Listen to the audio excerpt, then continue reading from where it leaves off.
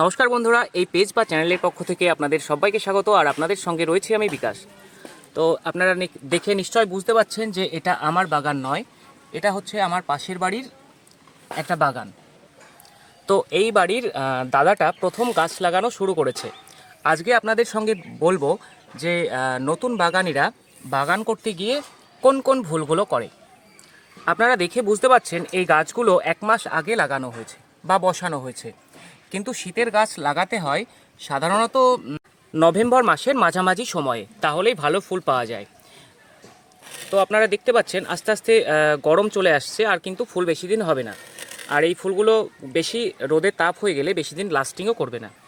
যেহেতু দেরিতে লাগানো হয়েছে তাই গাছের ফুলের সংখ্যা কিন্তু খুবই কম, বা গাছের ব্রাঞ্চগুলোও খুবই কম আছে, এবং কোনো কোনো গাছে ফুলও আসেনি। এছাড়াও আপনারা দেখতে পাচ্ছেন এখানে খাবার হিসেবে এই যে শুকনো খোল দিয়ে দেওয়া হয়েছে।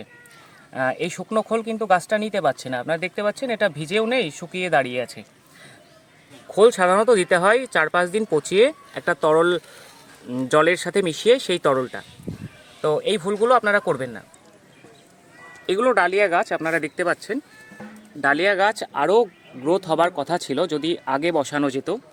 তো আপনারা অবশ্যই শীতের গাছ লাগানোর পরিকল্পনা থাকলে নভেম্বর মাস থেকে প্রস্তুতি নেবেন, তাহলে কিন্তু আশানুরূপ ফুল পাওয়া যাবে এবং গাছের গ্রোথও ভালো হবে। এটা দেখছেন একটা হাজারি গোলাপ।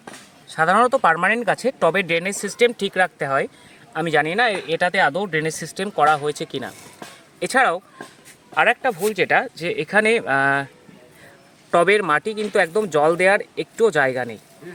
যে কোনো পার্মানেন্ট গাছে অবশ্যই আপনারা 2 কর ফাঁকা রাখবেন টবে জল দেওয়ার জন্য।